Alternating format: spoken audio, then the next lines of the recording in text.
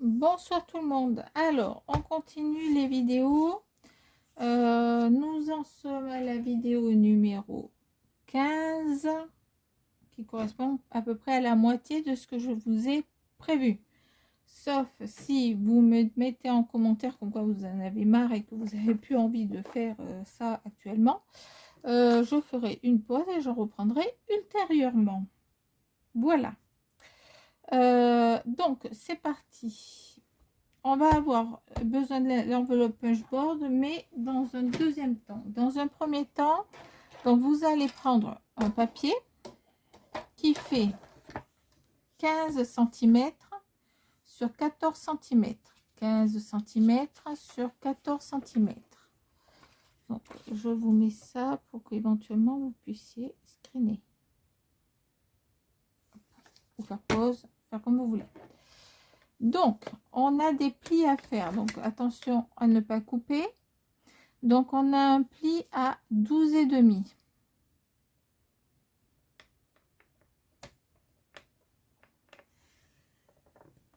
12,5. On a un pli à 11.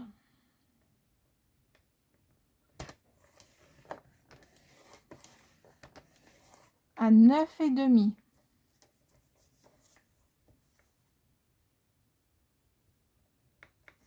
On est en centimètres, hein, on est bien d'accord. 9,5. 5,5 cm. 5,5 cm.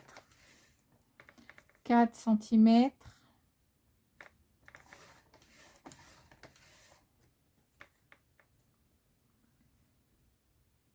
Et 2,5.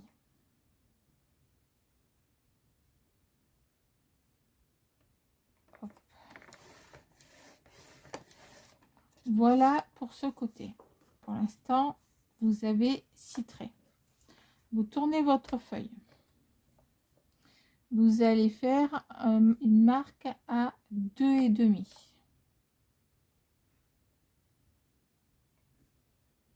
2,5.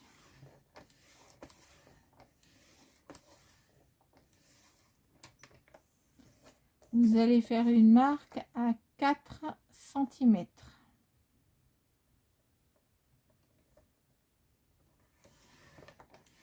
4 cm, 2,5, 4.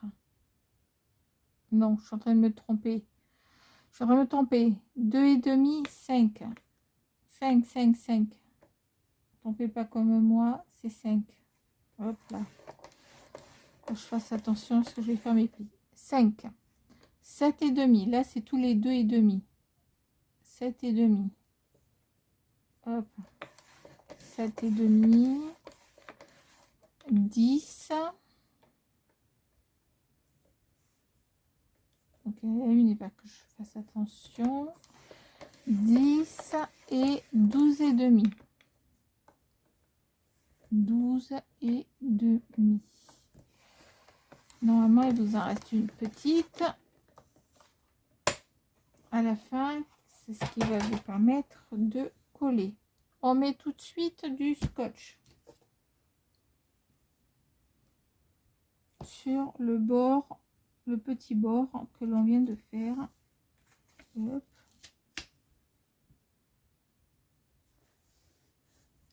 Vous pourrez mettre de la colle après, ceux qui n'ont pas de double face. D'accord? Pour l'instant, c'est pour pas nous oublier. Pour l'instant, vous marquez, vous allez marquer les plis. D'accord? Tous les plis. C'est parti. Alors, il y en a un qu'il ne faut pas que je fasse. Donc, 2,5.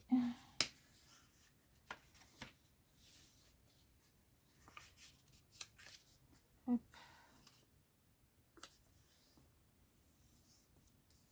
5.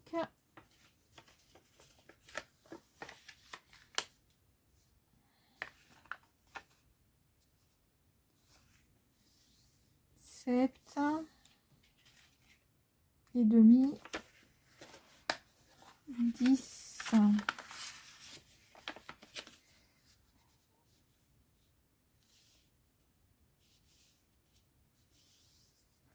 10. Et enfin 2,5. Hop, voilà. De l'autre côté, on en a 3. Je vois très mal mes deux marquages.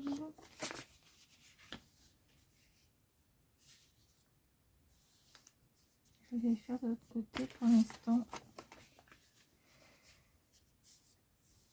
Hop.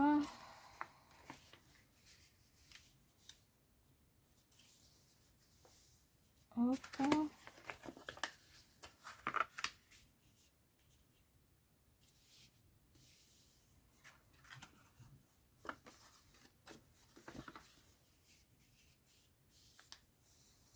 Voilà, il me manque celui du milieu. Voilà, donc ça va vous faire ça. Je vais vous montrer ça. Ça. Normalement, vous avez des pliés du côté joli. Hein. Moi, c'est parce que je voyais pas, mais j'arrivais pas à les voir. Celui qui est au milieu, entre les petits, vous allez le mettre en sens inverse. Tout simplement parce que c'est ce qui va nous permettre d'enfoncer. Le papier va se mettre naturellement en fait. D'accord? Donc, on commence. On utilise la punch board. Vous vous mettez entre les deux lignes. Donc, on a ça. Vous vous mettez entre les deux lignes. Cette ligne-là va toucher la pointe qui est ici. D'accord? Donc, vous enfoncez votre papier et vous faites toucher la pointe sur le trait qui est là. Ça vous fait le milieu. D'accord? Ça vous fait ça. Ensuite, vous pliez. Et vous faites pareil sur le trait et on marque. Vous faites pareil sur le trait, on marque.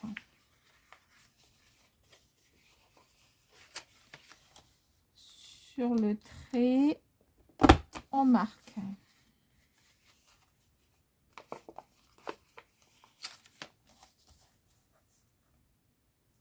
Sur le trait, on marque. Et enfin, vous faites le dernier. Pareil, même s'il y a le scotch. Sur le trait, on marque. Ok? On fait pareil sur l'autre colonne. La même situation. Premier, on plie. On fait attention à ce que ça touche bien la pointe. Ici. Alors, j'ai d'autres dimensions dans ma playlist. Si vous allez dans mes playlists, vous allez déjà trouver, entre autres, j'avais mis pour Pâques. J'avais déjà créé des papillotes et je les avais fait plus longs pour mettre des petits œufs de Pâques. Donc, vous l'avez déjà dans ma playlist. Si vous voulez la retrouver, il n'y a pas de souci. Ça sera simple. Si vous rencontrez des soucis, vous me le dites sous la vidéo et je vous mettrai le lien direct. Hop. Donc, ceci, on va le coller ici. D'accord? D'où d'avoir mis le double face, c'est plus simple dès le départ. Et là, vous allez le mettre, hop, hop, et hop.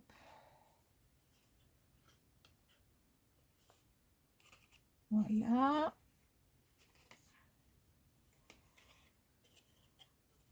Là, j'ai un peu décalé. Alors, on rectifie tout de suite. Faut pas que ça fasse pas beau. Hop, voilà.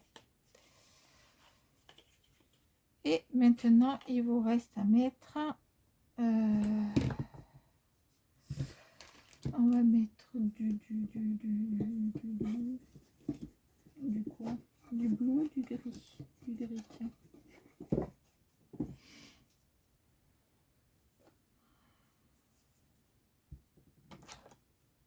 Hop.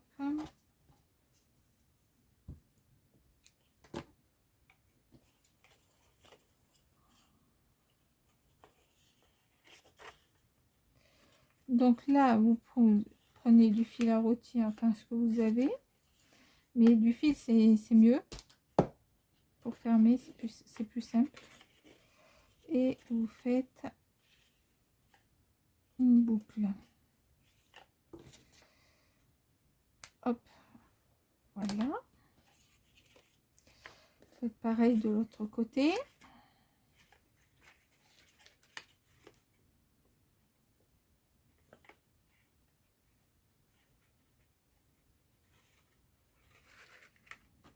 Vous voyez, ça se plie tout seul,